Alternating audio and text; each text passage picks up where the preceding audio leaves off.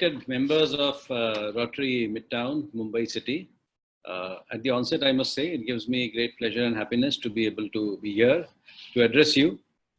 And I must also appreciate that the wonderful work that has been done by the Rotary Foundation, the distribution of food grains, the other work that you are doing with the Salam Balak Trust, and the extremely enlightened approach in taking up diabetes, because diabetes is something which we as a country are grappling with. So I must congratulate the club for doing such wonderful work. I think now it is the time of COVID, so everybody would like to just talk about COVID, and in a good measure too. So I have a presentation. I'll just run through the presentation, and then I think we can just have a discussion if that is okay. Yeah, because I'm sure people have many questions in mind, including how to get a bed if any friend or relative is affected by COVID. What do you mean by wearing of a mask, etc. So I'll just run through the presentation. I'll share the presentation. I'll request the host. Should I share the presentation? Should I start it? Do you have it with you? Yeah, I have it. Oh, fantastic. In that case, I'll just share it. Yeah, okay, I'll just begin. Yeah. And we'll just run through this quickly, and then we'll just have a discussion. That would be my proposal. You can see it, I presume? Yeah, very clear. Okay. Yeah. So maybe have the first slide, the one after this. Okay. Yeah. So basic things about coronavirus. Coronavirus is nothing new. Coronavirus is an old virus. We know about it since the last 80 years. There are 23 different viruses, and out of that, 6 viruses were known to infect humans. So if you see the bottle of Dettol, in the bottle of Dettol, it is written that it is effective against coronavirus. Now, this is a new coronavirus, and this new coronavirus infects humans. It is a zoonotic infection. It is believed to have come from, the bats in China. And initially it was called as N coronavirus, and now they have called it COVID-19, that is coronavirus disease 19 for 2019. May we have the next slide, please?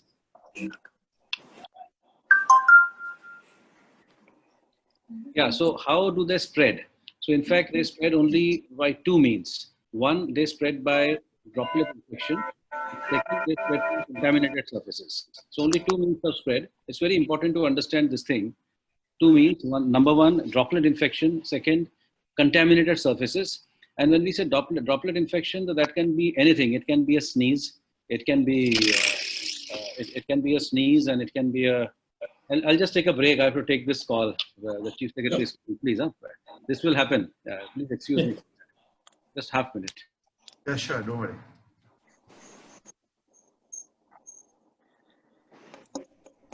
Manoj, in the meanwhile, can you see if it can become full screen? This is the full screen. This is the maximum I can do, Vicky. This is in okay. PPT mode. Vicky, Yes. what you could do is just reduce the images on your screen. There's a minus sign on top. If you click that, you get the full screen view. Oh, really? Okay. I'll just see that. Not understanding I have work to do. I need to do. I've done the whole time. Okay, better. No.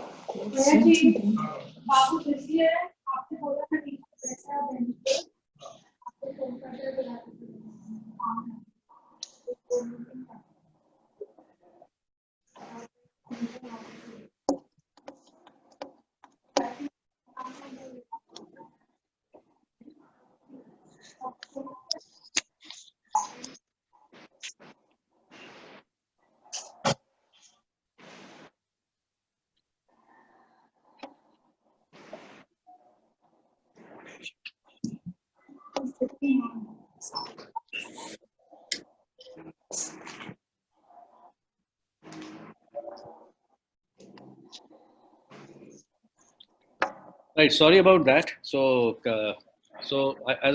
am I audible? Yes, you are.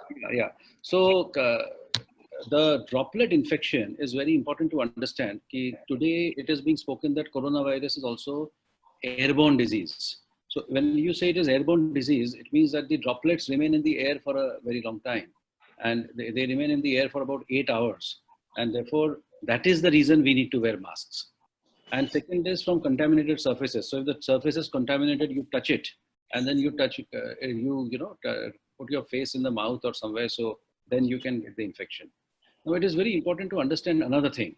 Coronavirus can get into our body only through some mucous membrane or any breach in the skin. The skin is a very, very good barrier. The virus cannot penetrate the skin. So the eyes, the nose, the mouth, these are three orifices from where the virus may enter. And if you have a cut or some lesion, abrasion in your skin, so that is from where it may enter. Otherwise, the virus cannot enter from the skin, so it is protected. And the symptoms are very strange. So the symptoms are similar to common flu, like headache, running nose, cough, fever, sore throat, etc. But now, with the experience, we have realized that the most important symptom that comes first is loss of taste. So I would advise everyone to communicate it to everybody that if you have loss of taste, then please beware. The second thing which happens, which is an uncommonly known but very common these days, is low back pain. The third is abdominal upset. So such kind of things, low back pain, abdominal upset, loss of taste, then the eyes become red, So these are the symptoms which that the virus might have got into you. These are different from the symptoms of flu, and these are the ones which we need to guard against. Now, another point which I would like to tell, the virus is a very dangerous virus. It's a flu, but it keeps giving googlies. And so it can be anything. But as long as the virus is in your eye, in your mouth, or in your upper respiratory tract, the virus doesn't really matter, and it is a mild or asymptomatic type of infection. But once it gets into the lower respiratory tract and it gets into the blood, the other parts of the body, then the virus causes serious problems. Most of the deaths, if we analyze the deaths, then the deaths are 50% of the deaths, or 60, even more than that, are because of a thing called as acute respiratory distress syndrome. 30% of them are due to an inflammatory reaction called as the cytokine storm, which all of you must have heard about by now. And there is also microthrombi, small thrombus. They come and they go all around the body, and they cause a lot of damage of our organs. So these are the three dangerous things which happen once the virus gets into your lower respiratory tract. So that's it. And the age limit up to which one is pretty safe is 45. So up to 45, the body's immunity and the body takes it much better. Above 45, the reaction of the virus is different. So all people in this forum today, I'm sure, are 45 and above. So that is why the importance of wearing of a mask and the importance of hand sanitization so much. Maybe have the next slide. So this is the spread. You all know about it. It came in Wuhan, then it came to India on 30th of January, and then Maharashtra's first case was on 9th of March in Pune. Maybe have the next slide. The next slide, please. And the previous one, please. It went 2 slides. Yeah. So there is something which is coming in the newspaper called Rho, or Rho not, R naught, and that is essentially the infective number. So the distribution, the probability distributions followed by the growth pattern of the virus is fractile. I would say it is a Mandelbrothian distribution. Some people do not agree with that. Most people say it is Gaussian, but I think it is Mandelbrothian. Therefore, I am not so much sure about the Rho. But it grows very fast, and so it also comes down very fast. If we go by conventional thinking, then Rho is 2.2 to 2.5. Therefore, every infected person infects up to 2.2 to 2.5 people. This is also high. It is an average. So in South Korea, there was this guy who was asymptomatic who went to a church and infected 2,500 people. Sorry, 25,000 people. So that is the upper limit of the distribution. So so basically, we do not know much about how this virus multiplies. May I have the next slide, please? And this slide shows the daily trend of the cases. And as you see, initially we had very few cases, and then the cases grew. And India grew very fast in the initial phases, and Maharashtra did very well. But we were hit very badly when the Tablighi lot came to Maharashtra. And then secondly, we were hurt even more badly when the migrant labor left.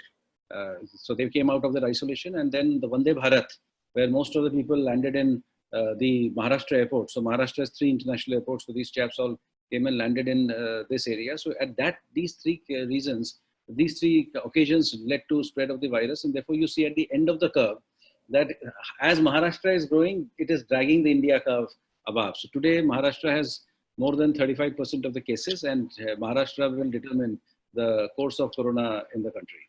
Please, next slide, please.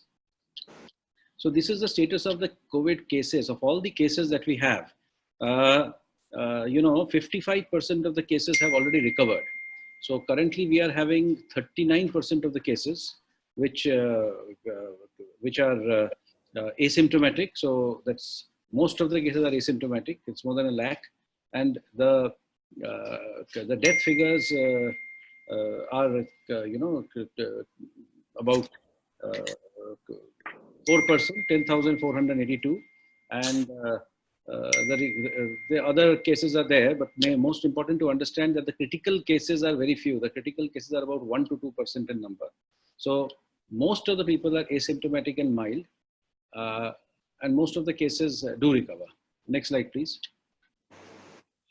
Now, this is about testing. So I just want to say these figures I don't think would be of much interest to you, but I just want to say that today testing in Maharashtra is totally open. Anybody can go and test himself, whether he's symptomatic, whether he's asymptomatic, and anybody can go and to any lab. You can come to any private lab, any government lab, and you can request to be tested. And according to the line, the waiting list, they will test you. But the testing results will be informed first to the local authority, and then they will be informed to you. That is the only change that we have. So there is a huge difference in testing, and Maharashtra, in fact, yesterday we tested about 37,000 cases, and we have been increasing our testing by almost 40% per week, and we will be increasing this further. Our aim is universal testing, so we want to test almost everybody who deserves to be tested. Next slide, please. And these are the steps which the state took. So initially, as COVID happens, you have to test people. They become positive. After they've become positive, you have to put them into institutional isolation to the extent possible, because most people do not have a separate house where they would have a separate toilet. So if you isolate them in their homes, then they will spread the disease to the other people in their household. So you isolate them. But if you have your own house and if you have a separate toilet, then home isolation is advisable in case you do not have any symptoms. And the same thing goes for quarantine. Every person who the infected person has come in contact with has necessarily to be put on quarantine. And this quarantine period is for 14 days. And again, in India, institutional quarantine is recommended because most people do not have houses with separate rooms and separate with an attached toilet. So once they are in an institutional quarantine, we know that they are quarantined, and therefore about 95% of the people are at institutional quarantine. And I'll give you the numbers. We have a huge number of quarantine beds, etc. Second is we have upscaled the number of, for the people who are infected and they require treatment. So we have got what is called as the CCC2 centers, that is COVID care centers, where there is availability of oxygen and there is availability of all tests, but there is a doctor also, but the persons are asymptomatic. And then we have something called as a DCHC, the District COVID Health Centers. And these DCHCs are for the mild and the moderate cases. And the critical cases are in the government medical colleges, and they are in our super specialty hospitals. And they are for instance, in the city of Mumbai, there are many private hospitals also which are handling the critical cases. And some, like you must be knowing, Bombay Hospital in South Bombay, Jaslok, Breach Candy, and in the suburbs you have Lilavati, Hiranandani, etc. So these are handling the critical cases, mainly for that. I would like to proudly say that Maharashtra state has led the country in research. So we are doing testing on a vaccine, the BCG vaccine. We are also doing a research on BCG as a therapy. We are a part of ICMR's PLACID trials, which is doing research on the use of plasma for mild and moderate cases. And running the largest plasma research in the world in our experiment called as the Platina, where we are seeing how effective would plasma therapy be on the very, very serious cases. How do you do that? So all these research and many more are ongoing. We are also involved in the research of many medicines and many new pharmaceutical preparations which are coming out. So that is something which we have done. And in the rest of the things which are written here is basically, I think, of internal interest, like you bring out status reports, we have published books which tell the entire protocol for everyone, how to deal with COVID, from doctors to nurses to ward boys to cleaners to even regular people, and such kind of things has been done. Next slide, please. Next slide, please. So this is just a count, and so Maharashtra has, as I said, CCC centers. That is where go. And district COVID healthcare centers, we have 527 all across the state. The dedicated COVID hospitals, that is very critical cases, that is 20 dedicated COVID hospitals. And then we have another 182 centers which are mixed, you know, they take everybody. So accordingly, we have 2,744 healthcare centers. Now, I would like to tell that all these are new centers. And even the private sector, initially the private sector was totally out of COVID preparedness, but later on the private sector has been involved. And today they are running some of these centers. And now for confirmed cases, the state has the largest number of isolation beds anywhere in the world. So we have 1,35,855 isolation beds for confirmed cases. And for suspect cases, we have 1,64,051 beds. And we have 10,000 plus ICU beds all across the state. Today, for instance, if we talk of the city of Mumbai, then we have got more than 10,000 surplus beds, isolation beds, and we have more than 250 surplus ICU beds that are there. So if you come to me and you say that I need a hospital bed, I can give you the hospital bed. But if you say that I want in this hospital only, then that is where the problem comes, because certain hospitals get filled up and then you do not have a bed there, so you have to go to some other hospital. The treatment protocol has now been very well set by the Indian Council of Medical Research. So therefore it does not matter much who is the, though of course as a medical man, I would say the doctor makes all the difference. But as an administrator, I would say the treatment protocol has been made in such a way that we have tried to minimize the difference between Dr. A and Dr. B. So that is one thing which has been tried, because we are tackling this on a very large scale. So this cannot be an individual treatment basis. So beds are available, and ICU beds also are available. Next slide, please. And well, these are the various things that has been done, and so the various facilities, etc., which are there. Next slide, please. Next slide, please. And these are the some photographs of some isolation beds, ventilators, this, that, which are a part of the effort. Next slide, please. One thing which came to our notice, that corona is affecting a lot of people with chronic kidney failure. And for that, dialysis is a must. Initially, this was a problem. Now, I am happy to say that every COVID hospital is having a dialysis system there for patients with chronic kidney failure. Next slide, please. And one thing which has been found key, for every patient, you should have oxygen. So now almost 60% of the beds are having oxygens, and our aim is to make 100% oxygen beds. Every bed which is there for a mild, moderate, and severe case, they should have oxygen with them. That is the aim, and that should happen in the next 15 days. But today, 60% of the beds have oxygen, and 40% are non-oxygen beds. Next slide, please. These are some things like fever OPDs for checking the patients, dedicated staff, etc. And this is how, in many places, people are behaving. I must say that I'm really impressed. People say the normal idea about Indians are that Indians do not follow the rules. But in Corona, I would say that about 80% of our people have followed the rules of social distancing. They have followed the rules of wearing the mask. Yes, 20% did not. And that is the reason why we are having the problem existing even till date. Otherwise, this problem would have been over. Next slide, please. And these are various COVID facilities. So some external views of various medical colleges. Next slide, please. And again, these are some photographs of various isolation wards, isolation ICUs, etc. I would like to tell you that these photographs are not of Mumbai. These are outside Mumbai, the ones which are in this thing. So the quality of service that is there in a larger city, this quality of, in fact, the one in the left, upper left, that is the isolation ward with oxygen supply at a place called Ambejogai in Beed district. So it's a rural place. And the effort of the government has been that we give the best of the facilities to the rural areas. And I would like to tell you that the government of Maharashtra is now thinking of heavy upgradation of the health infrastructure all over the state, and that is something that you will hear in the coming days. Next slide, please. So these are various machines, etc. Some of you might be aware of them. Next slide. And okay, one thing, please, next slide. Next slide, please. So regarding the labs, viral diagnostics is something which is very, very serious. And it cannot be done so easily.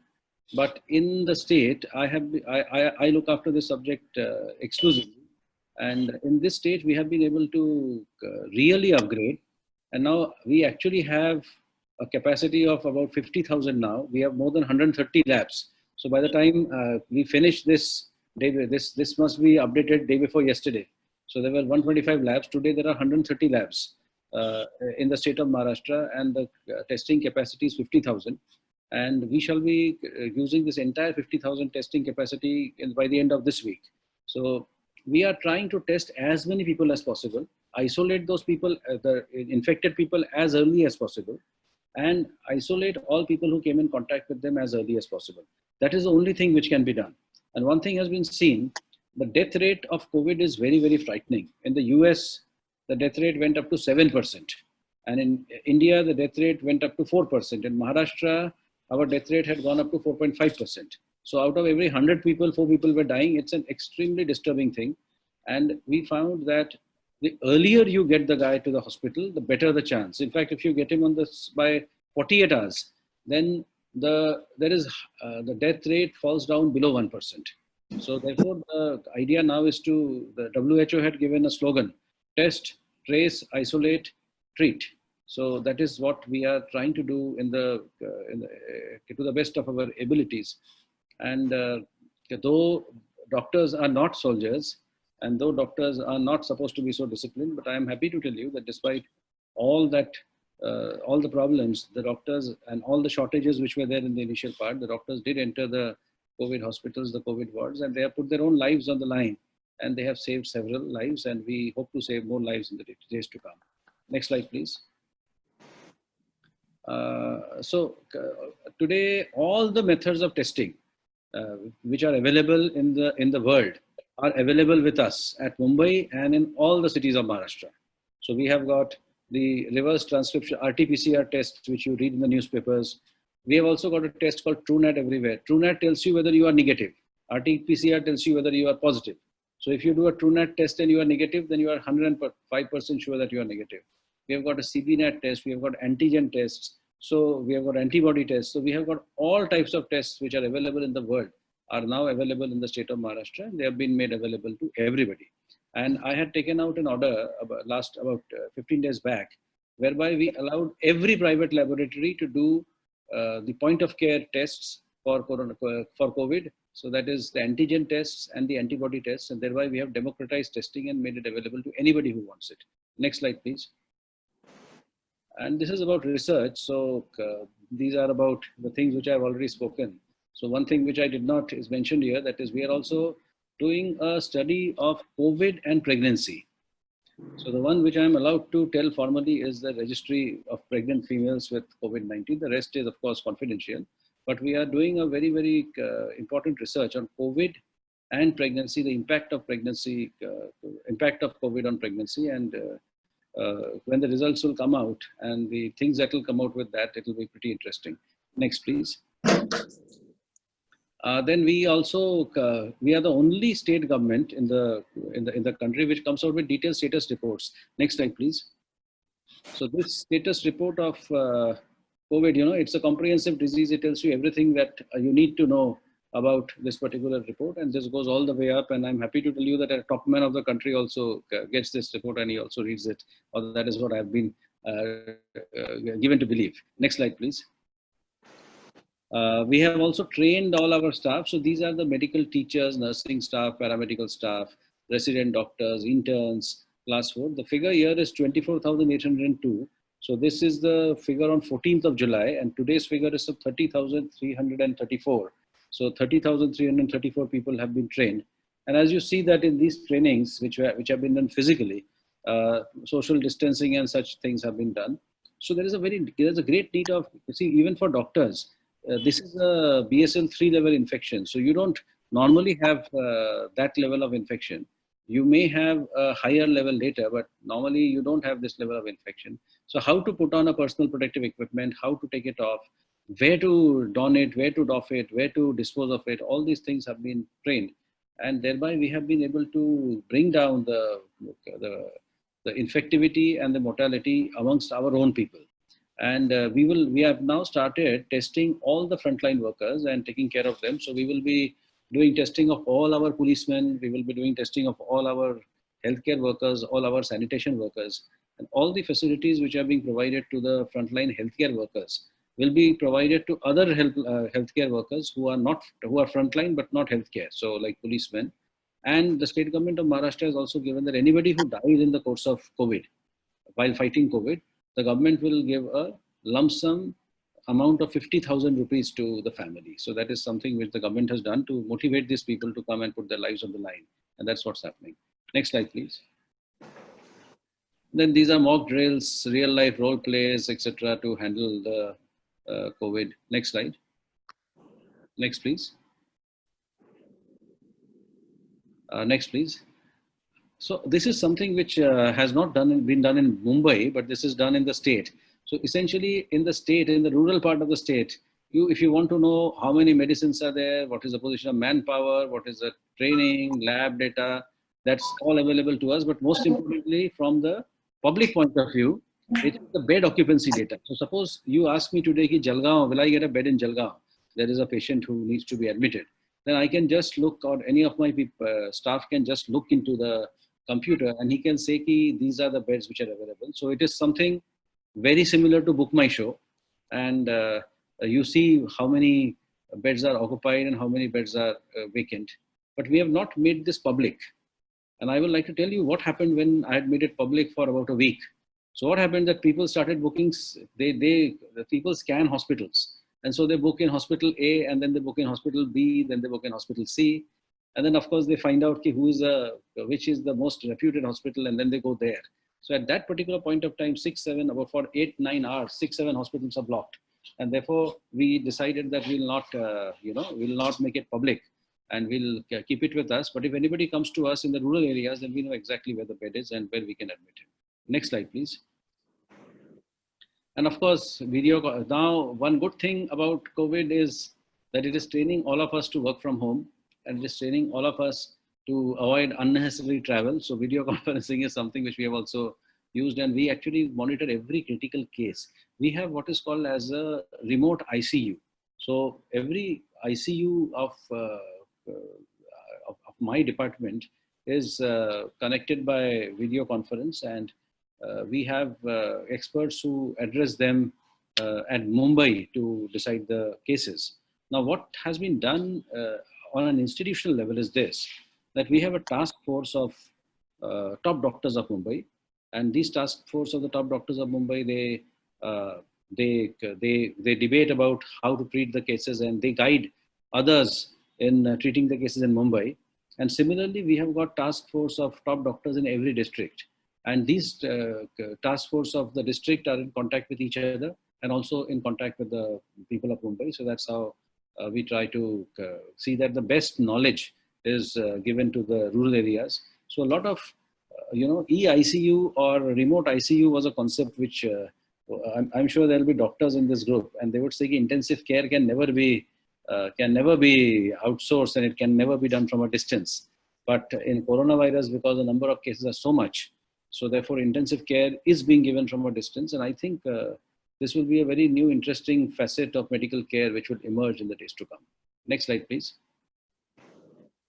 Then of course, these are preparation of various, so all compendia and all, instructions, all technical instructions how to manage COVID, how to set up a COVID hospital, how to set up a COVID lab, and in fact, even from where will you get what. So if any one of you is a supplier of a medical equipment, is a owner or has a company which supplies medical drug and equipment, then in the last one, your name will definitely be there, and your contact person's name is also there.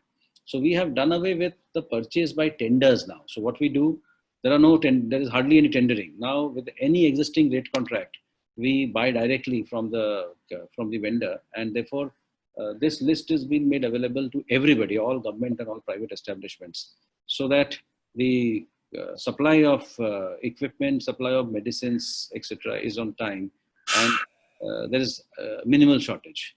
Next slide, please. And these are some other initiatives that the government has done, like the task force, which I spoke to you about, which monitors patients' health status, stock of medicines, bed utilization, etc. Next slide, please. And of course, all a very interesting thing is that all the Ayurvedic, homeopathic, and Unani doctors are also COVID hospitals. And these Ayurvedic, homeopathic, and Unani doctors are actually working in the COVID care centers. So they have all been trained online. The different state councils, so whether it is the medical council, the Ayurvedic council, the homeopathic council, the Unani council, etc., the paramedical council, they all were given instructions that you should train all your members. And accordingly, they have trained all their members. We prepared the online training modules and we gave it to them, and they have trained all of the people. Today, almost everybody who's not in the not an allopathic practitioner is also trained on how to manage COVID, and he can be of use if the crisis becomes so bad. As of now, he's being used in the mild cases to look into, and we have also prepared modules of training of intensive care for others, and that process is going on. That is a bit more complex, so we are doing that lest we fall short of staff at some point of time. Next slide, please. So that is it. And I would like to tell you that today Maharashtra is the leader in production of medical goods, equipment. The state is now producing more than 1.5 lakh personal protective equipment, PPEs, where Maharashtra is a state leader. And Maharashtra, unfortunately, is a leader in the total number of cases. Maharashtra, unfortunately, is also a leader in the maximum number of critical cases. And Maharashtra, unfortunately, is having one of the highest death rates in the country. So that is an unfortunate thing of us, but that happens because of two things. Number one, our geographical location, and number two, because of having higher number of airports and more travel and transportation from within the state. And that has resulted in the spread, and the state government is fighting to contain it.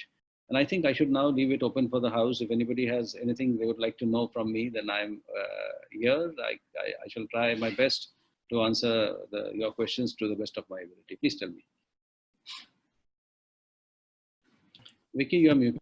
Yes, so thank you very much for enlightening us. And it is, you will not believe how much of a relief it is after hearing you to know that the state of Maharashtra has not left any stone unturned to solve our this problem. So thanks. We'll go to the questionnaire. To start Vicky, can I ask a question? Vicky. Yes. Give me a minute. I will come to you, Rohit. One of the questions that has been pressing in my mind, Sanjay, is all the directions in the state and in the television and everything are given to protect ourselves, wearing masks, going out everywhere, and not to go out without mask. But one can contract the disease, as you mentioned, as much with through the eyes also, because one of the areas of contamination possible. So why the directions are not given by the state to protect the eyes, and not or even making it mandatory that you have to go out wearing eyewear? So the organization which leads this fight is the WHO, and the WHO unfortunately has faltered in more times than one. It did not declare the pandemic. It did not inform the world that the pandemic is spreading. It declared it as a pandemic only in March, and it then denied that there is an airborne spread. So even the use of mask, the WHO chief, he sat in an aircraft with two girls, young girls next to him, and he took a photograph like this, and he said, no masks. And then there was a, so this is a disease which is very mathematical, So there was a band of mathematicians, they wrote a lot about it, how the disease spreads, why it spreads to air. And then after 3 days, the WHO backtracked, apologized, and then said, you wear masks. So mask is not mandatory because the WHO hasn't made it mandatory. But it is advised, mask is mandatory. Now it is a part of the lockdown guideline. But the eye thing is very important, as you said. And this is the type of goggles which are available in Crawford Market for $25. I will advise everybody who doesn't have specs to buy it. So as you see, it has got a protection from the side and from the top. So if you put it on, which I always put on, it gives you protection to your face.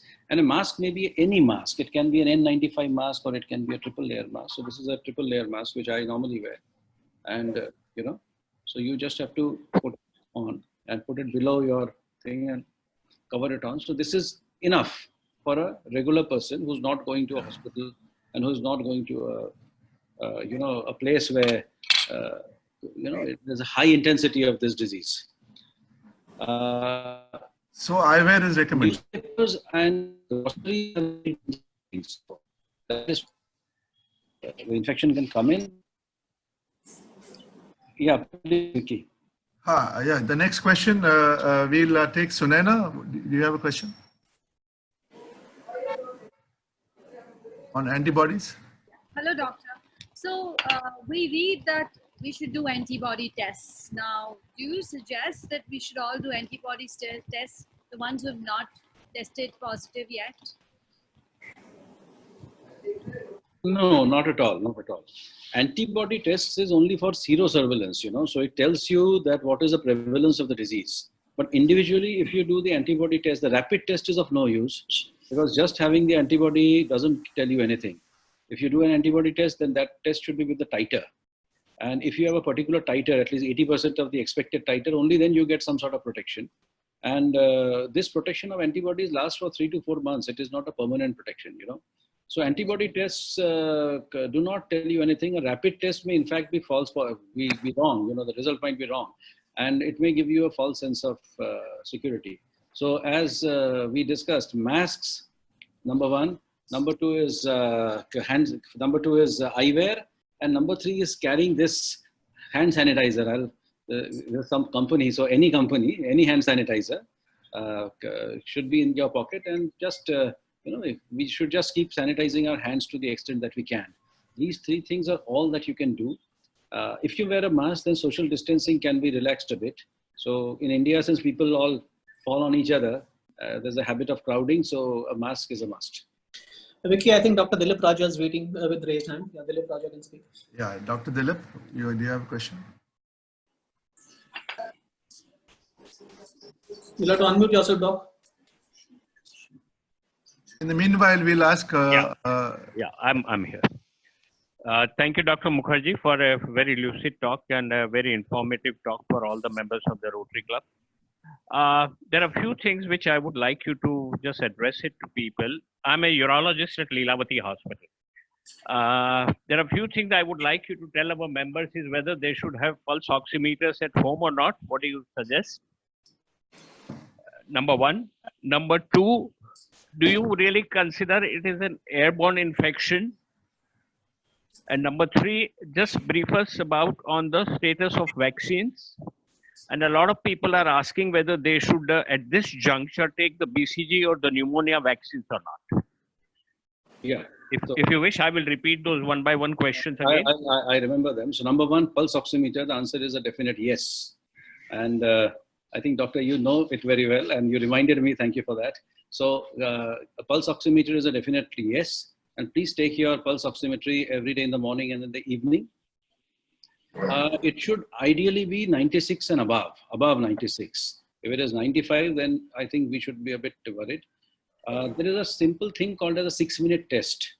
So you take your pulse oximeter, I don't have it, but you take your, the pulse oximeter is a small instrument. So you just put your finger into it, and within 10 seconds, it tells you the oxygen level of your blood. It should be ideally 96 and above. And after that, you do brisk walking or some brisk exercise for 6 minutes. And after doing 6 minutes, you take it again. If you are desaturated, then definitely it is a cause of great concern. And the COVID tests are have a 33% false negative rate. So if you, out of every 3 people who come negative in the RT-PCR, 1 is positive. So therefore, this is something which is done, and normally after that we are doing a high resolution CT to see whether there is any lung involvement, and that's how you diagnose and that's how you take care. That's one. The second question was whether I think that the Airborne. disease is airborne. Being airborne or not? Yes, I think it is airborne in the sense that the droplets remain in the air for some time. So I always thought it is airborne, and this is not from my medical knowledge, but this is, I'm also a, I'm also a, I do a little bit of mathematics. So if you look at it from that angle, then this disease is airborne, and there is a reason to think for that. So I feel it is airborne, and I think that we have to treat it. We have to treat it as an airborne, I feel. Yeah, exactly. So I think we have to treat it like that. So that is the second thing. And Doctor, may I have the third question? The third was on the status of vaccines and whether a lot of people are asking whether they should take BCG or pneumonia vaccines at this juncture or not. So BCG vaccine, I can share that the BCG as a vaccine, the jury is out on that, But BCG as a therapy in a moderate case has shown good results in our trials. It's not final as of now.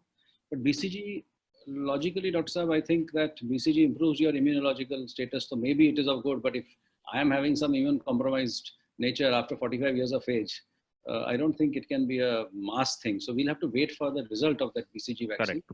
And the last one is regarding vaccines. When will the vaccine come? It's not coming on 15th of August, that's for sure. And the vaccine, the virus has had 11 mutations in India. So one paper has come out, there are 11 mutations in the country. So I am not very optimistic about the vaccine, to be very honest. They are saying the vaccine will come in 2021, next year. But I would feel that normally in an evolutionary course of a virus, the virus, the mutations become less and less virulent. And then it becomes a normal thing. So we should hope. Today, 2 strains are very virulent. And we will hope that, out of the 11 strains, 9 strains are not as virulent. So we'll hope that those 2 strains also go away, and all the 11 or 15 or 25 strains which come out, they become less virulent like the earlier coronaviruses. All good questions, Dilip. No, I would agree with you, Dr. Mukherjee, because even the preparation of a vaccine normally, for example, measles or whatever in the past vaccine, they have taken 10, 20 and 30 years to come out. So any vaccine coming out in 1 year, probably somebody comes, Russia has come out, and this one, I think those news should not be taken seriously. And I think not before at least a year, because they have to go through phase 1, phase 2, phase 3 trial, and which I think, so basically I ask you because I'm aware of it, but I want the members of the club to know about it, that any sudden news of a vaccine coming up, we should not jump with joy that here comes the solution. Not at all. We should absolutely not jump in joy with Correct. it. Thank you, Dilip bhai. Thank you. We'll go to the next question, Rohit. But Yeah, Doctor, I am very happy to hear all the information that you gave. It was very important and very interesting. But I would like to say there are different type of masks available in the market. So I get confused which mask is the right, whether N95 is important or which is important in my day-to-day use. And the second question, the hearing you in this elaborate manner, I feel you see a long time for the state to go out of the coronavirus. That is what I get an impression. So what do you think? What do you think the period of prolongation it will be?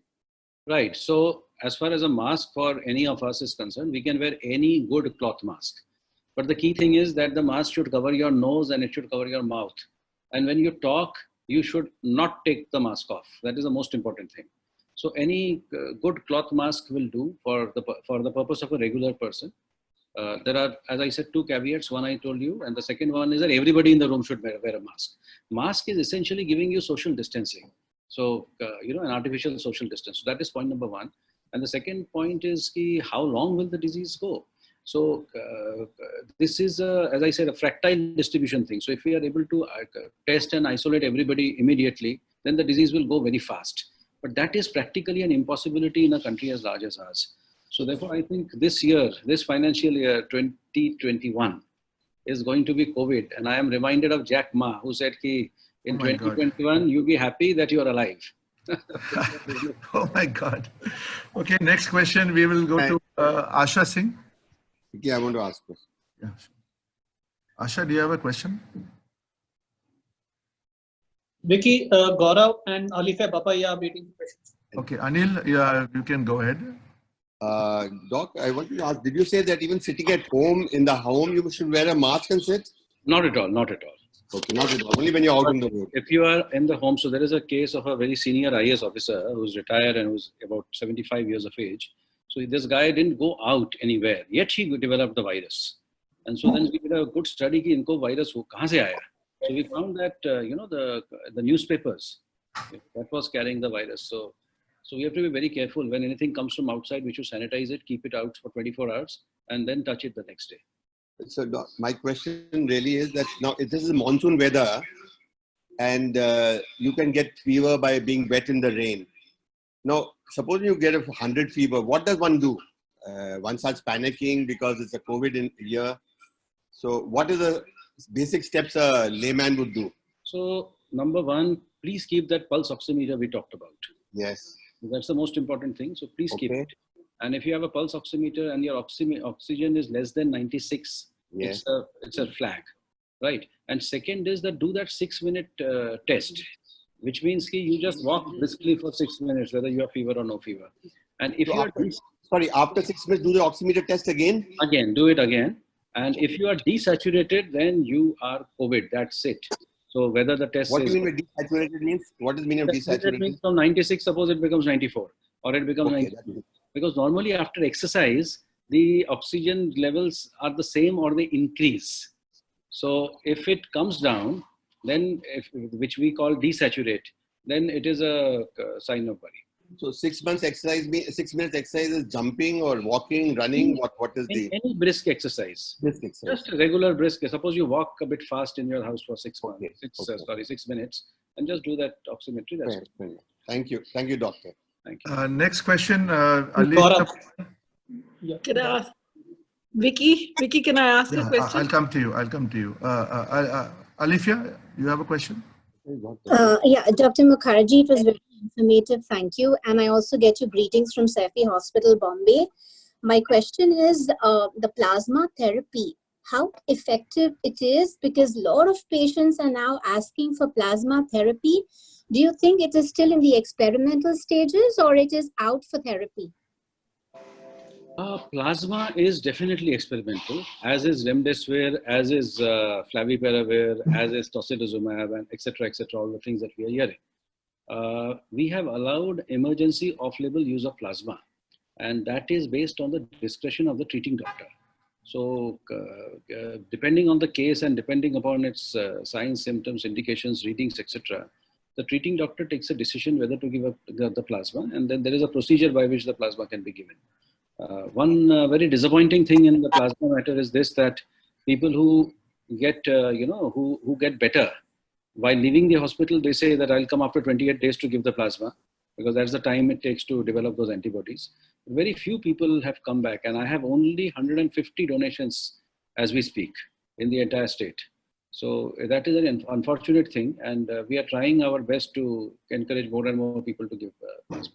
Doctor, we were toying with an idea of how Rotary can help in this plasma collection and plasma drive. So is it legally allowed? We can do this project? Yes, you can do it, and we can tie it up with JJ Hospital. I'll tell JJ to tie up with Rotary, and you'll have to encourage the people. See, after they get treated and they go home, people who are moderately severe to severe, these are the best people to give the plasma.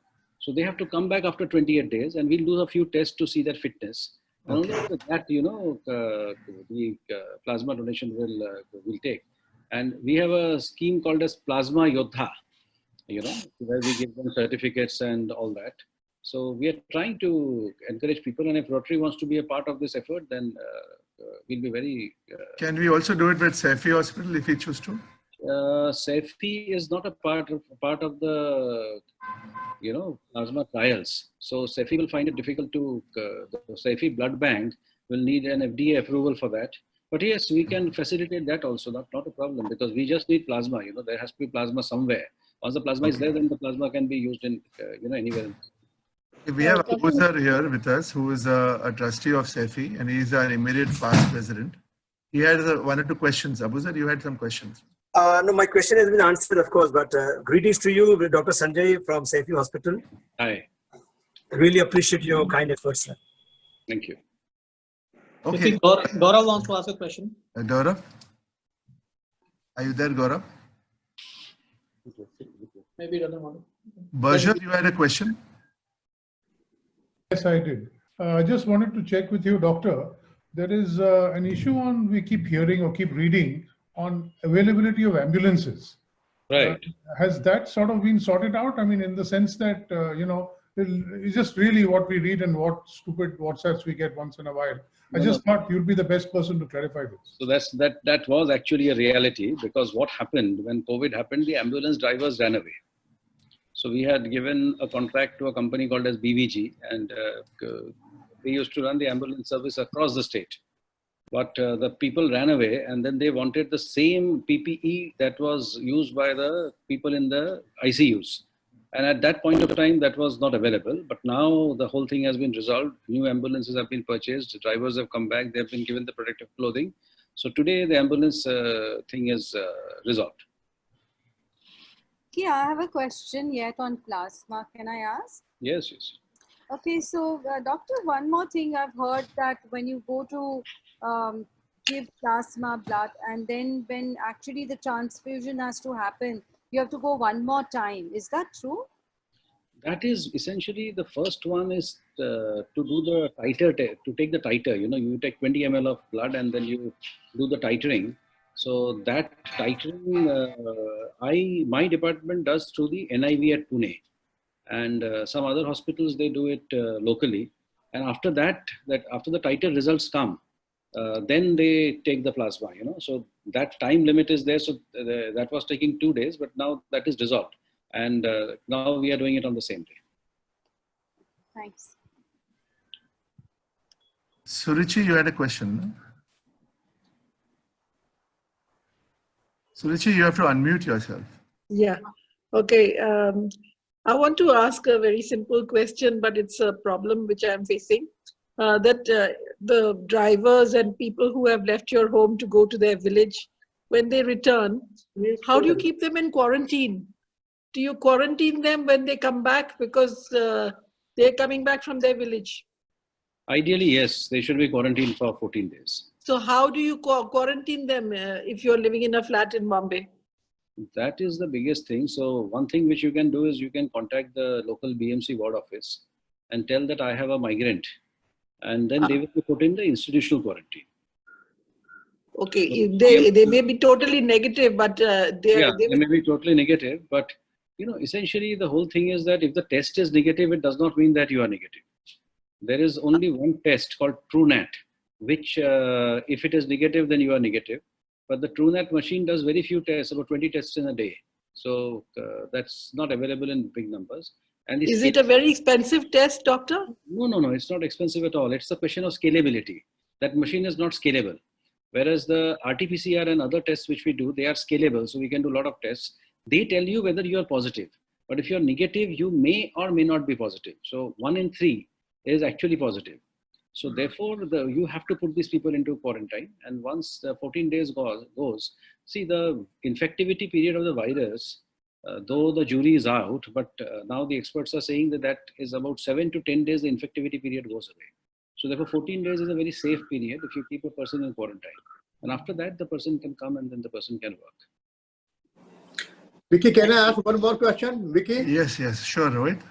I get a report, media report, there is a shortage of critical medicine and the patient's relations are moving pillar to post.